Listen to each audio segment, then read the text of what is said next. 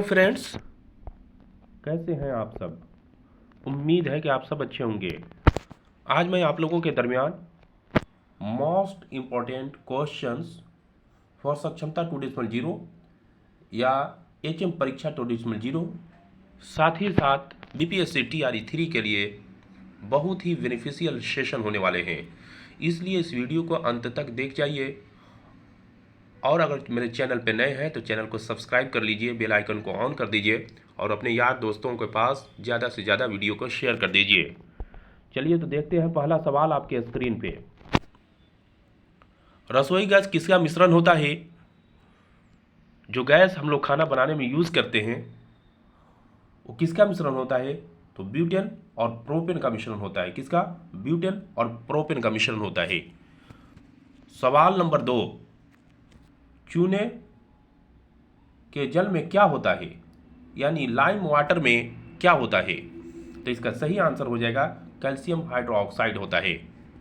Next question का रुख कर लेते हैं। अगला सवाल आपके स्क्रीन पे, जल का शुद्ध रूप कौन सा है? तो इसका सही आंसर हो जाएगा वर्षा जल, जल का शुद्ध रूप है।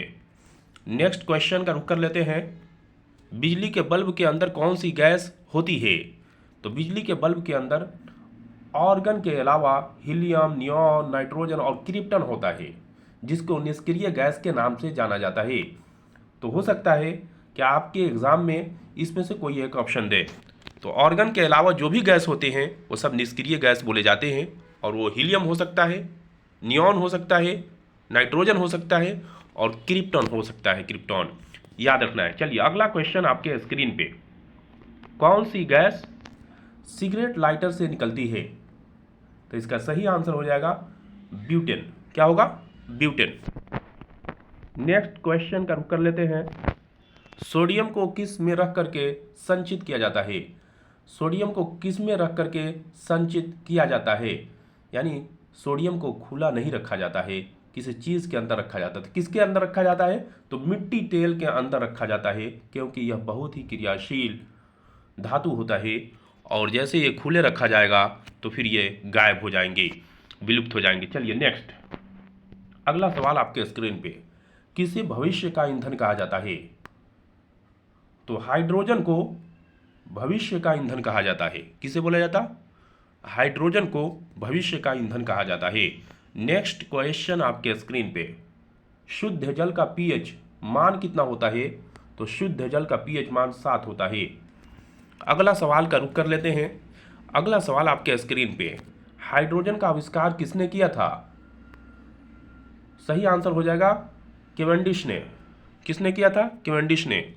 नेक्स्ट सवाल आपके स्क्रीन पे, प्रकाश संश्लेषण की क्रिया कहाँ होती है? तो इसका सही आंसर हो जाएगा क्लोरोप्लास्ट में होती है। और आपसे अगर सवाल पूछता है कि प्रकाश संश्लेषण की क्रिया कब होती है, तो आप बोलेंगे सूर्य की मौजूदगी में। किसकी? सूर्य की मौजूदगी में जी। चलिए नेक्स्ट क्वेश्चन का रुख कर लेते हैं, पौधों में जल का परिवहन किसके जरिए होता है? तो पौधों में जल का परिवहन जाइलम के जरिए होता है। इसको याद रखने का ट्रिक है कि ज से जल और ज से जाइलम होता है जी। अगला सवाल आपके स्क्रीन पे, प्रकाश संश्लेषण के लिए कौन सी गैस आवश्यक है? तो प्रकाश संश्लेषण के लिए कार्बन डाइऑक्साइड गैस की आवश्यकता होती है। नेक्स्ट क्वेश्चन का रुख कर लेते हैं, पेड़ पौधे व पेड़ का खाना तैयार करने की प्रक्रिया क्या कहलाती है? पौधे व पेड़ की खाना तैयार करने की प्रक्रिया क्या कहलाती है? तो फोटोसिंथेसिस कहलाती है। फोटोसिंथेसिस कहलाती है। नेक्स्ट क्वेश्चन का रुख कर लेते हैं, लोहे का शुद्धतम रूप कौन सा है? तो इसका सही आंसर हो जाएगा पिटवा लोहा। कौन सा? पिटवा लोहा लोहे का शुद्धतम रूप माना जाता है। अगला सवाल आपका स्क्रीन पे, सबसे जटिल कार्बनिक पदार्थ होता है। सबसे जटिल कार्बनिक पदार्थ कौन सा होता है? तो सही आंसर हो जाएगा प्रोटीन। प्रोटीन जी। नेक्स्ट क्वेश्चन का रुख कर लेते हैं, मानव शरीर में क्रोमोसोम की संख्या कितनी होती है? मानव शरीर में क्रोमोसोम की संख्या 46 होती है। और जोड़ी आपसे पूछे कि मानव शरीर में क्रोमोसोम की संख्या कितनी जोड़ी होती है, तो 23 जोड़ी हो जाएगी। चलिए अगला क्वेश्चन आपके स्क्रीन पे, चींटी के कितने पैर होते हैं? बहुत बढ़िया सवाल है। तो इसका सही आंसर हो जाएगा 6 पैर होते हैं। चींटी के कितने पैर होते हैं? 6। चलिए नेक्स्ट क्वेश्चन का रुख कर लेते हैं। ब्लड बैंक किसे कहा जाता है? तो इसका सही आंसर हो जाएगा स्प्लीन को ब्लड बैंक के नाम से जाना जाता है। किसे? स्प्लीन को। नेक्स्ट क्वेश्चन का रुख कर लेते हैं। मानव शरीर के किस अंग में हड्डियों की संख्या सर्वाधिक है? मानव शरीर के किस अंग में हड्डियों की संख्या सर्वाधिक है? तो सही आंसर हो जाएगा उंगलियों में। अंगुलियों के अंदर यानी फिंगर्स के अंदर सबसे ज़्यादा हड्डियां पाई जाती है। जी अगला सवाल आपके स्क्रीन पे, भोजन श्रृंखला का 10% सिद्धांत किसने दिया था? तो लिंडमान ने दिया था। किसने दिया था?